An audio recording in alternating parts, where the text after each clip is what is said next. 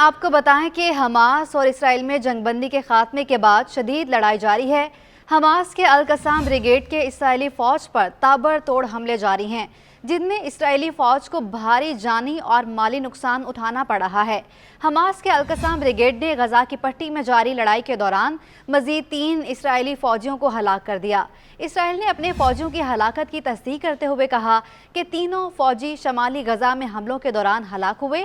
جنگ شروع ہونے کے بعد سے شمالی غزہ میں اسرائیلی فوجیوں کی ہلاکتوں کی تعداد 75 ہو گئی ہے، جبکہ ان ہلاکتوں کے بعد 7 اکتوبر سے اب تک القسام کے حملوں میں ہلاک ہونے والے اسرائیلی فوجی اہلکاروں کی کل تعداد 401 ہو گئی ہے۔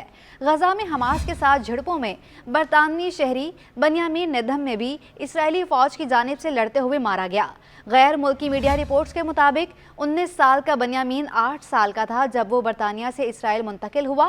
اسرائیلی ڈیفنس فورس کے مطابق بنیامین نیدھم اتوار کو مارا گیا تھا اور اس کی موت کے بعد اسے سارجنٹ کے عہدے پر ترقی دے دی گئی تھی۔ حماس اور اسرائیلی فوجیوں کے درمیان شدید جھڑپوں میں القسام بریگیڈ نے 24 گھنٹوں میں اسرائیلی فوج کی 28 گاڑیوں کو تباہ کیا۔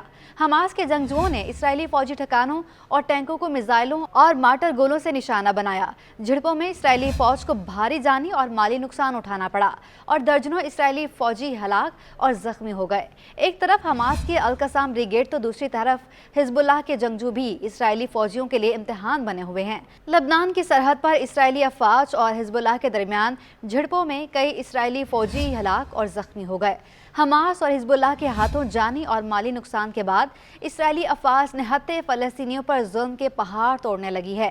غزہ میں اسرائیلی فوج کے حملوں میں شدت آ گئی ہے۔ اسرائیلی طیاروں نے شمالی غزہ کے علاقے الدرج میں 2 پناہ گزین اسکولوں پر بمباری کر کے 50 سے زائد فلسطینیوں کو شہید کر دیا، جبکہ حملوں میں سینکڑوں زخمی ہوئے۔ بیت الاحیاء، خان یونس، شجاعیہ اور رفح میں بھی سینکڑوں فلسطینیوں کی پناہ گاہ، اقوام متحدہ کے اسکول، تجارتی مال اور رہائش بلاکس پر بمباری کی گئی۔ اسرائیلی فوج نے غزہ سپریم کورٹ کی عمارت بھی تباہ کر دی، جبکہ اسپتال اور ایمبولینس کو بھی نشانہ بنایا۔ 2 روز کے دوران اسرائیلی حملوں میں 850 سے زائد فلسطینی شہید ہو گئے۔ 7 اکتوبر سے لے کر اب تک غزہ میں جاری اسرائیلی حملوں میں 16,000 فلسطینی شہید ہو چکے ہیں، جن میں زیادہ تعداد خواتین اور بچوں کی ہے، جبکہ 41,000 سے زائد فلسطینی زخمی ہیں۔ اقوام متحدہ کے دفتر برائے انسانی امور نے کہا ہے کہ اسرائیلی فورسز نے غزہ کے وسطی اور شمالی علاقوں کو جنوب سے مکمل طور پر منقطع کر دیا ہے، جس کی وجہ سے ضروری امداد کی ترسیل رک گئی ہے۔ میڈیا رپورٹس کے مطابق رفح گورنریٹ غزہ میں وہ واحد مقام تھا جہاں بنیادی طور پر آٹے اور پانی کی محدود امداد کی تقسیم ہوئی۔ ملحقہ خان یونس گورنریٹ میں جنگ کی شدت کی وجہ سے امداد کی تقسیم بڑی حد تک روک دی گئی۔ ادھر اسرائیل غزہ میں حماس کے زیر زمین سرنگوں کے نیٹ ورک کو سمندری پانی سے بھرنے کی منصوبہ بندی کر رہا ہے، جس کے لیے انتظامات مکمل کر لیے گئے ہیں۔ امریکی اخبار وال اسٹریٹ جرنل کی رپورٹ کے مطابق نومبر کے وسط تک اسرائیل نے الشاطی کیمپ کے شمال میں 5 بڑے پائے بچھانے کا کام مکمل کر لیا تھا، جن کے ذریعے فی گھنٹہ ہزاروں کیوبک میٹر سمندری پانی سرنگوں میں بہایا جائے گا۔ تاہم رپورٹ میں یہ واضح نہیں کیا گیا کہ کیا اسرائیل یرغمالیوں کی رہائی سے قبل اس منصوبے پر عمل درآمد کرے گا۔